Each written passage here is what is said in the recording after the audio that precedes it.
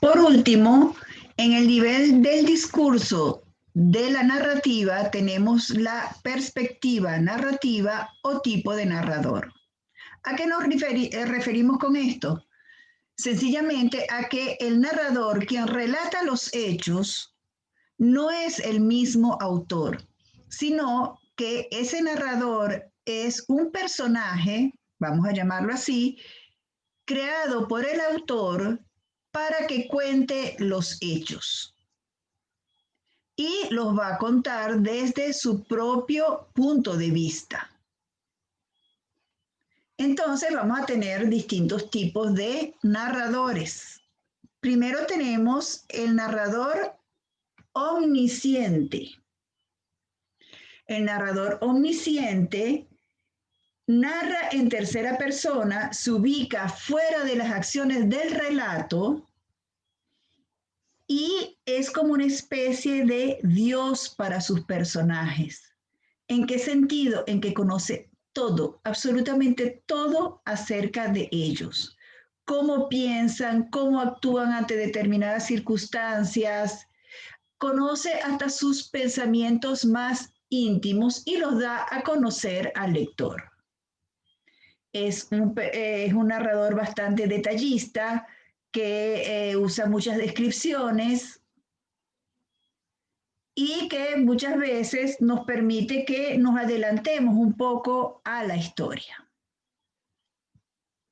Luego tenemos el narrador protagonista. El narrador protagonista narra en primera persona y es el personaje principal de el cuento o de la novela. Está contando su propia historia, pero recordemos que no es la historia del autor, es la historia del narrador, que es distinto al autor. Este narrador es bastante subjetivo porque él todo lo va a relatar de acuerdo a sus sentimientos y a su propio punto de vista.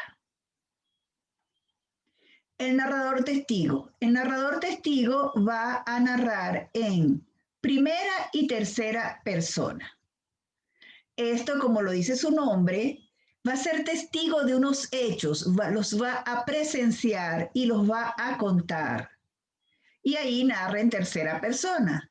Pero este narrador de vez en cuando va a tomar parte de las acciones, es decir, en determinados momentos está fuera de la acción, en otros va a estar dentro de la acción tomando parte de ella.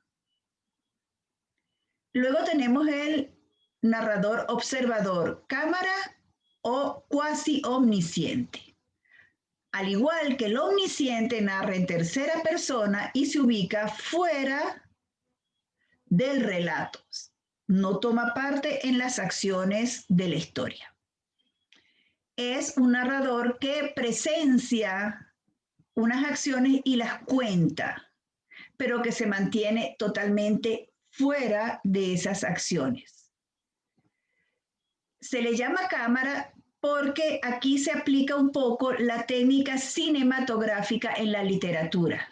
Es como cuando yo tomo una cámara y voy filmando todo lo que hace una serie de personajes, pero yo no intervengo y sencillamente muestro todo eso. O sea, la cámara después, cuando yo proyecto lo que he filmado, sencillamente muestra las acciones y son los receptores los que van a sacar sus propias conclusiones.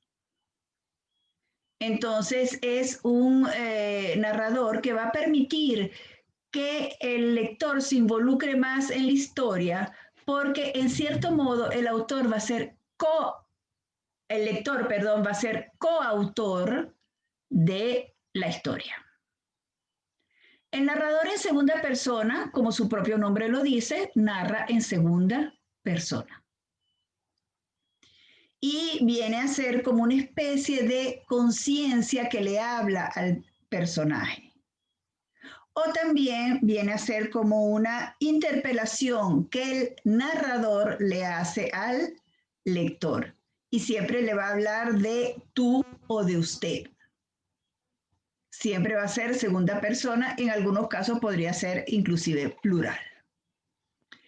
Y el enfoque narrativo múltiple, en este caso se dan distintos narradores que cada uno va a narrar un mismo hecho, pero que al final va a resultar diferente porque cada uno lo va a hacer desde su propio punto de vista.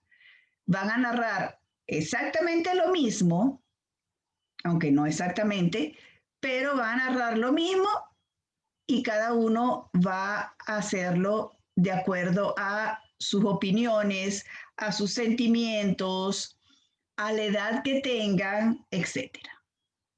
Bueno, y con esto terminamos lo que es el nivel del discurso de la narrativa y en la próxima clase pasamos al nivel de la historia.